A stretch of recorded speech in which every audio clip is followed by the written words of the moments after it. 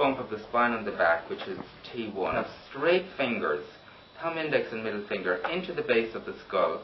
And what we do is we keep the fingers straight and just let the hand drop back until we feel the weight of the head in our fingers. So here we go, just let your head come right back. And then when you just let your head really let it go, that's good. And then bring it back up again. So what I've done there is that when I feel the weight of her head in my fingers is when I've come to the natural range of motion of her neck, beyond which it would be too far for her to drop back. Does that feel comfortable for you? Yes. And then I just let her to relax her head into my fingers just for a moment.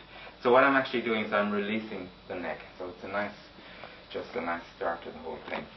So now I'm going to, and then I'm stretching my fingers to the top back part of the shoulders. Feel for the shoulder blades. Now, the shoulder blades are well placed, in that they usually the shoulder blades are about a quarter of the way. If you divide it back into four, they're a quarter of the way in. Sometimes they're further out, sometimes they're closer. And sometimes they're hard to figure out.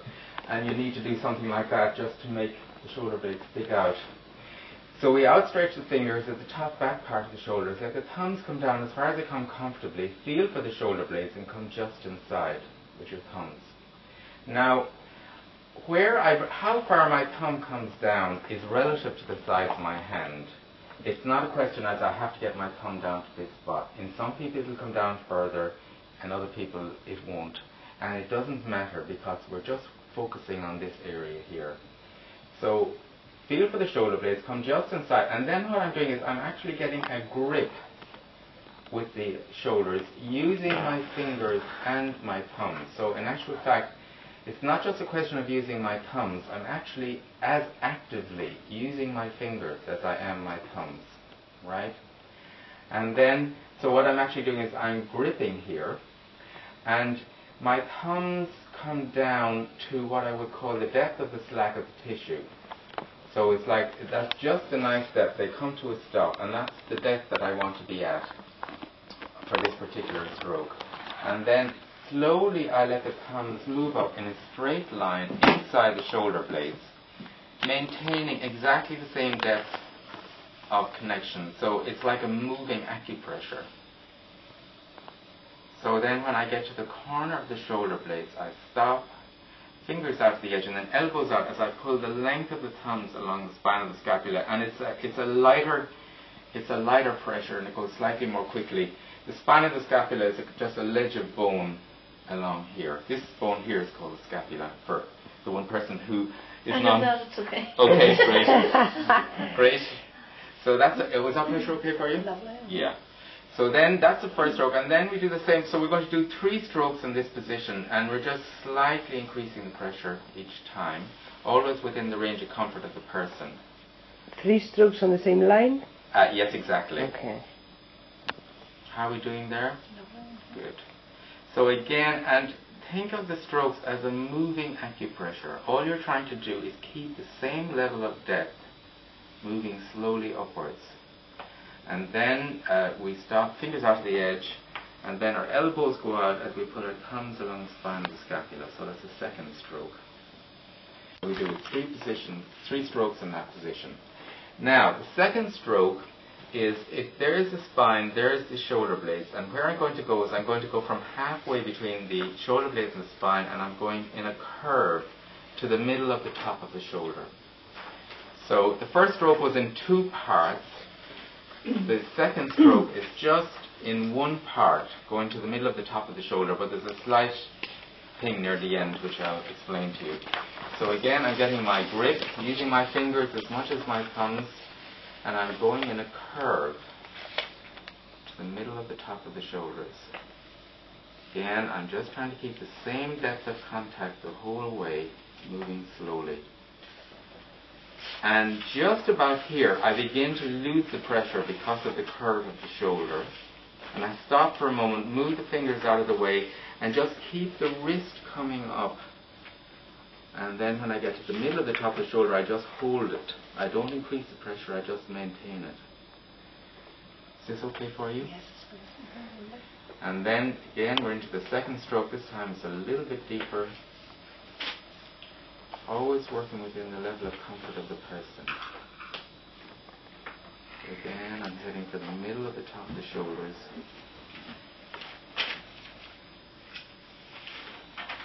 And again, just about here, I stop for a moment. I keep the pressure with my thumbs, move my fingers out of the way, and bring the wrist up and hold it.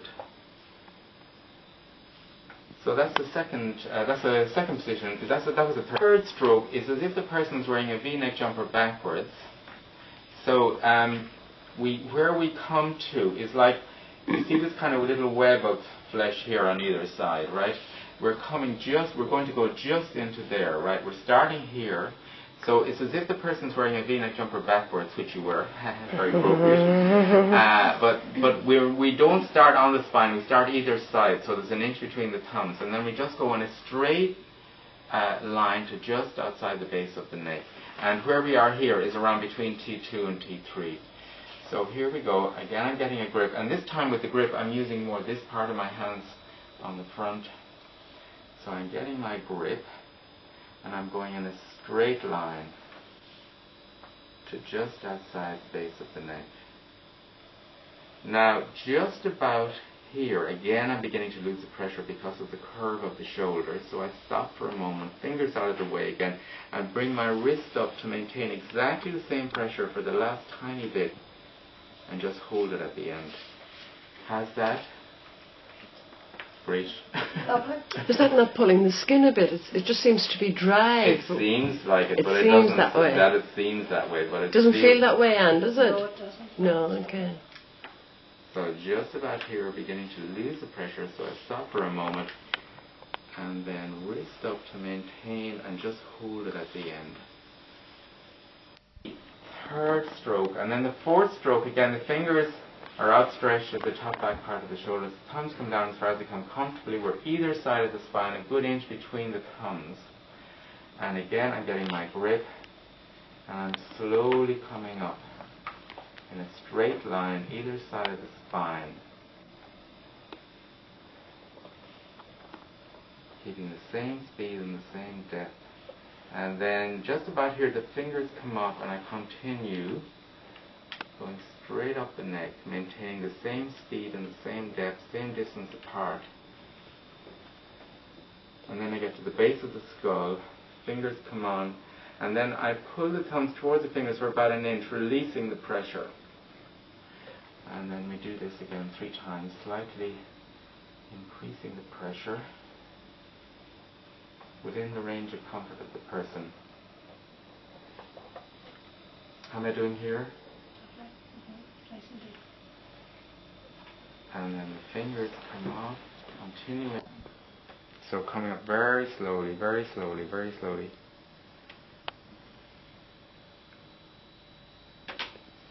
And then we get to the corner of the shoulder blades, fingers out, and then elbows out to go the length of the hands. It's a lighter pressure. Is that okay there? There's a little bit something. No, it's all right. Good. There's your outstretched. Feel for the shoulder blades. Do you feel like it's gripping up enough? So your thumbs. He actually told me to go on that bone. Oh, right. That's where you Let me go try first. This one. My whole hand is moving. My whole hand is moving. My whole hand is moving. Yeah. There you go.